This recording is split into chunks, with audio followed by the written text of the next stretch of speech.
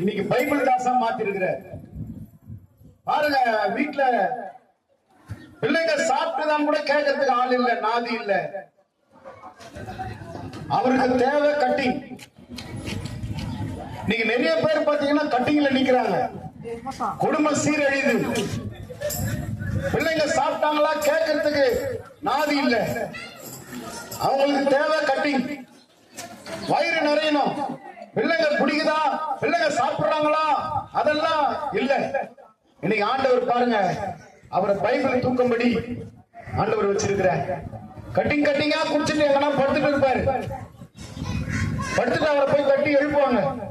ஆனா இன்னைக்கு ஆண்டவர் உங்களுக்கு முன்பாக நல்ல வெள்ளையும் சோளமா நிக்க வச்சிருக்கிறாரு. நல்ல மனுஷனா மாத்திருக்கிறாரு.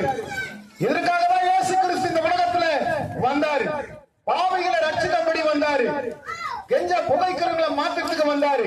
குடிக்கிறவங்க நல்லவனா மாத்த வந்தாரு. ஜூதாடுறவங்களை மாத்தத்துக்கு வந்தாரு. ஏன் வந்தாரு இயேசு? உங்க பிள்ளைங்க அப்படிலாம் இருந்தாங்கன்னா நல்லவங்களா மாத்தத்துக்கு இந்த உலகத்துல வந்தாரு. உங்களுக்காக ஒரு சகோதரி பாட்டு பாட போறாங்க. இன்னும் கேளுங்க, இன்னும் நேரம் எடுங்க. எதுக்கோ டைம் எடுக்கிறோம். டிவில போயிட்டு பிக் பாஸ் பாக்குறோம். அது எந்த பாஸே தெரியல. ஆனா உங்களுக்கு இது போல வார்த்தை கேட்டீங்கன்னா அதுதாங்க உங்க வாழ்க்கையில பிக் பாஸ். உங்களை நல்லவங்களா மாத்தும், உங்க பிள்ளைங்களை நல்லவங்களா மாத்தும். இப்போ ஒரு பாட்டு நம்ம கேட்க போறோம். ஒரு சகோதரி நம்ம மத்தியில வந்து பாட போறாங்க, கேளுங்க.